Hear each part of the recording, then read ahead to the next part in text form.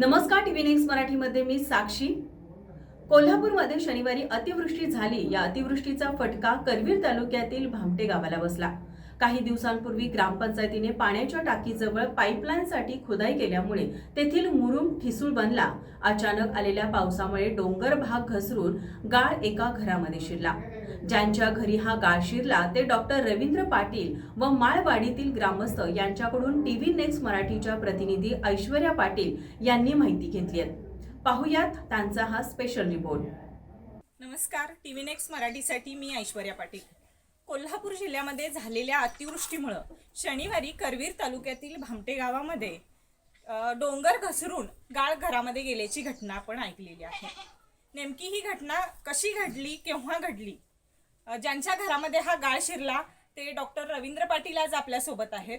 नेमकी घटना काय घडली त्यांच्याकडूनच जाणून घेऊया। मी रवींद्र पाटील।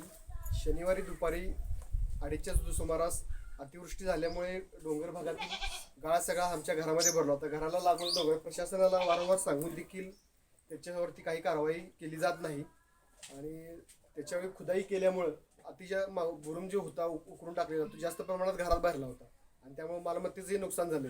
आणि तसंच या डोंगराचं पावसाळी भागात नेहमी आजूबाजूच्या घरांच्या ह्याच्यात पाणी येण्याची शक्यता अजून नाकारता येत नाही किंवा आता डोंगर ठिसूळ झाल्यामुळे पावसाळ्यात हा आम्हाला धोक्याची पूर्ण खात्री की पुन्हा घटना होऊ शकते। प्रशासनाला आपण काय उपाययोजना किंवा प्रशासनाकडून आपली काय अपेक्षा आहे? प्रशासनाकडून आम्हाला अपेक्षा आहे की याच्यावर कायमस्वरूपी हे करण्यात यावं की हा परत ती घटना ही घडू नये। प्रशासन आता तात्पुरती त्याच्यावर मलमपट्टी केली आहे पण त्याचा काही उपयोग होणार नाही कारण पाऊस जर मोठ्या प्रमाणात पडाल्यानंतर परत ही दरड कोसळण्याची शक्यता आहे। त्यामुळे त्याच्यावर कायमस्वरूपी एकतर ती भराव काढून टाकण्यात यावा किंवा संरक्षक भिंत बांधण्यात यावी अशी आमची अपेक्षा आहे। भामटे गावातील उत्तर भागात असलेल्या डोंगर पायथ्याशी माळवाडी बसलेली आहे आणि याच माळवाडीमध्ये आपण आलेलो आहोत। आज आपल्यासोबत भामटे गावचे माजी सरपंच आहेत। नेमकी काय परिस्थिती आहे सरांकडून जाणून घेऊया। नमस्कार। नमस्कार, मी माजी सरपंच सरदार पाटील भामटे। आज शनिवारी जो पाऊस झालेला आहे ते रवींद्र पाटील डॉक्टर यांच्या ते भूस्खलनसारखा प्रकार झालेला आहे। फक्त ग्रामपंचायतीनं फिल्टर हाऊस बांधण्यासाठी जे खुदाई केलेली होती त्या खुदाईमुळं जे वरचा डोंगर जो आहे तो ठिसूळ झालेला होता आणि अतिवृष्टी झाल्यामुळं त्यामुळे ते पाण्याला ग्रामपंचायतीनं किंवा ज्या ग्रामपंचायतीचे ह्याने ते पाणी किंवा कॉन्ट्रॅक्टर जे असेल त्याने ती पाणी जायची व्यवस्था करायला पाहिजे होती। ते पाणी न गेल्यामुळं डॉक्टर रवींद्र पाटील यांच्या घराकडं सगळा काऊचा डोंगर आहे तो आणि ठिसूळ आहे त्यामुळे ते वरचं सगळं पाणी जे फिल्टर हाऊसचं जे काम केलेलं आहे ते सगळं पाणी रवींद्र डॉक्टरच्या घरी आले होते।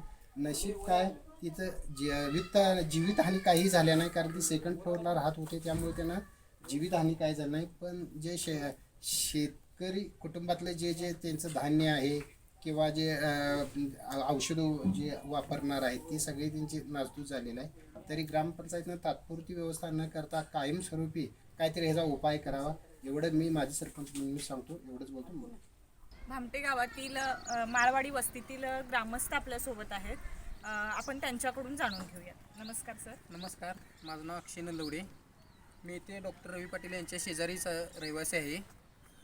परवा शनिवारी जो पाऊस मुसळधार झाला त्यामुळे आमच्या ग्रामपंचायतीने पेयजलची योजना इथं वरती आमच्या घराच्या साईडला केली आहे। तरी ते आता पहिला डोंगर चांगला होता आणि आत्ता पेयजलच्यामुळे डोंगर तिने उत्खनन केला त्यामुळे आता तो डोंगर भुसभुशीत झाला आहे। आणि परवाच्या पावसामुळे डॉक्टर रवी पाटील यांच्या घरी अचानक घरी कोण नसताना फक्त महिला वर्ग होता, त्यांचा लहान मुले आहेत त्यांची, आणि अचानक मोठा पाऊस असल्यामुळे सर्व डोंगराचं पाणी त्यांच्या घरी गेले, बेसमेंट वगैरे यांच्या घरातून त्यांचं भरपूर नुकसान झालं।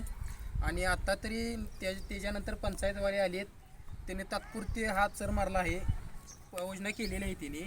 भविष्यात परवासारखा जर जास्त पाऊस झाला तर हे पाणी इथे मुरून तर त्यांच्या घरीला जास्तच धोका होणार आहे कारण की पाणी जर खाली मुरलं तर हा पूर्ण कौला त्यांच्या घराजवळ पडेल, तो जास्त धोका आहे। आणि परवासारखा परत पाऊस जर झाला तर हे पाणी पूर्ण असे गलीतून पुढे जाईल आणि त्या घरांना पण धोका आहे। तर हा जो ग्रामपंचायतीने तात्पुरता योजना केली आहे तर ती पूर्णपणे धोकादायक ठरणार आहे भविष्यात। असं मला वाटते. नमस्कार. भामटे गावातील प्रतापगड गल्लीमध्ये आपण आज आहोत आणि प्रतापगड गल्लीतील ग्रामस्थ आपल्यासोबत आहेत. त्यांच्याकडून जाणून घेऊया. नमस्कार सर. ही टेकडी एकदम जुनी आहे आणि पेयजलची टाकी जवळजवळ 95 सालापासून इथे उभी आहे. माझं घर पण पलीकडेच आहे असं ह्या टेकडीच्या खाली. आणि माळीन बिळीन होण्यासारखा काय प्रकार नाही, कारण का हा खडीसारखा प्रकार आहे. दगड आहे मोठा असा प्रकार आहे. ही काय माती बिती नाही आणि माळीन होण्यासारखा काय प्रकार होणार नाही. आणि का असा आम्हाला पण धोका नाही झाला. आमचं घर एकदम खडी शेजारीच आहे. किती वर्ष झालं राहता माझं आपण इथे? जवळजवळ 9 वर्ष आधी मी इथं राहतोय. काही घसरण नाही, काही नाही, खडी आहे तशी आहे. मी शेजारीच एकदम राहतोय घराच्या. परवा झालेल्या घटनेनंतर शासनाने काही उपाययोजना केली आहे का? हां, ते तुम्ही JCB आणून तिथं चर मारून पाणी काढून द्यायचा प्रयत्न केला आहे. वरच्या बाजूला पण एक चर मारला आहे. ते पाणी बरोबर तळ्यामध्ये जाते. ते काय पाणी खाली येत नाही, ते पाणी तळ्यामध्ये जाते. आणि खाली जे चर मारला आहे ते खाली येतात म्हणजे गटरमधनं ते गावात जाते निघून पाणी. आणि तसा काही धोका नाही त्याचा. आणि ग्रामपंचायतनं त्याचं व्यवस्था केलेली आहे पाण्याची बरोबर. आता काही ते परत तसं होणार नाही. आणि पाऊस जास्त झाल्यामुळं तो प्रकार घडला. शनिवारी घडलेल्या घटनेनंतर माळवाडी भागामध्ये भीतीचं वातावरण निर्माण झालं आहे. आज आपल्यासोबत माळवाडी भागातील महिला आहेत. नेमकी घटना काय घडली, काय काय झालं त्यांच्याकडूनही जाणून घेऊया. नमस्कार. नेमकं शनिवारी काय घडलं, किती वाजता हा प्रकार घडला? शनिवारी 2 वाजता मोठा पाऊस आला आणि एकदम जास्त जोराचा पाऊस आल्याबरोबर ते खडी घसरली आणि जास्त पाणी शिरलं आमच्या घरात. याआधी तुम्हाला याची ह्या आधी कल्पना होती कधी का? कल्पना नव्हती. कधी आलं तर तसं तात्पुरता तेवढं चर कोण आम्ही घालवतो, पण आता तिने खुदाई केल्या कारण जास्त पाऊस आला आणि सगळा भरून तिने वडून लागेल, सगळा वाहून इकडं. ज्यावेळी प्रशासन काम करत होतं त्यावेळी तुम्ही त्यांना काही त्यावेळी सांगितलं का? त्यावेळी त्यांनी सांगितलं की इकडं आमच्या इकडे पाणी वाहून येईल, पावसाचं वळवाच पाऊस येतोय, पाणी वाहून येईल, जरा मोठा इकडे चर घाला. तर ती म्हणते तर त्यावेळेला आम्ही पुढचं पावसाळ्यात चर काढणार आहे, तिकडे बाहेर घालणार आहे पाणी, असं तिने सांगितलं. मी सांगितलं तर तिने ऐकलं नाही. तुमच्या घरामध्ये जो गाळ आला त्यामुळं आपल्या काही मालमत्तेचं नुकसान झालं का? धान्याचं, इतरांचा संसार सगळ्या वस्तूचं नुकसान झाले. पोरं आमची लहान लहान, आम्ही वरती राहत असतो चुकून त्या दिवशी नव्हतीच, खाली होऊन थोडक्यात बचायचं. यावर प्रशासनानेही आपली बाजू मांडली असून पावसाळ्यापूर्वी याबाबत काम पूर्ण करण्याचं आश्वासन प्रशासनानं दिलं. जाणून घेऊयात सरपंच उपसरपंच काय म्हणाले. नमस्कार. TV नेक्स्ट मराठीसाठी मी ऐश्वर्या पाटील आपल्या सर्वांचं स्वागत करते. कोल्हापूर जिल्ह्यामध्ये झालेल्या अतिवृष्टीमुळं करवीर तालुक्यातील भामटे गावामध्ये डोंगर भाग घसरून घरामध्ये गाळ शिरल्याची बातमी आपण ऐकली आहे. आणि त्याच बाबतीत आज आपण भामटे गावामध्ये आलेलो आहोत. आज आपल्यासोबत भामटे गावचे सरपंच, डेप्युटी सरपंच, ग्रामसेवक आहेत. नेमकी घटना काय घडली, कशामुळे घडली जाणून घेऊयात. नमस्कार सर. नमस्कार. भामटे गावामध्ये जलजीवन अंतर्गत फिल्टर हाऊसचे काम चालू आहे. फिल्टर हाऊसला जोडून आपले आलेली मेन लाईन त्याला जोडण्याचे काम शुक्रवारी चालू होते. शुक्रवारी काम झाल्यानंतर काम अजून अपुरे असतानाच शनिवारी ढगफुटी सदृश पाऊस झाल्यामुळे जे कामासाठी वाहतुकीला असलेल्या मार्गातून पाणी घुसल्यामुळे जो वरती आलेला माल आहे किंवा मटेरियल सुक्कं पडलेलं ते त्या घरामध्ये घुसलेलं आहे. त्यासाठी आम्ही दुसऱ्या दिवशी लगेच JCB बोलवून आम्ही कामकाज चालू करून पाणी काढण्याचे काम पूर्ण केलेलं आहे.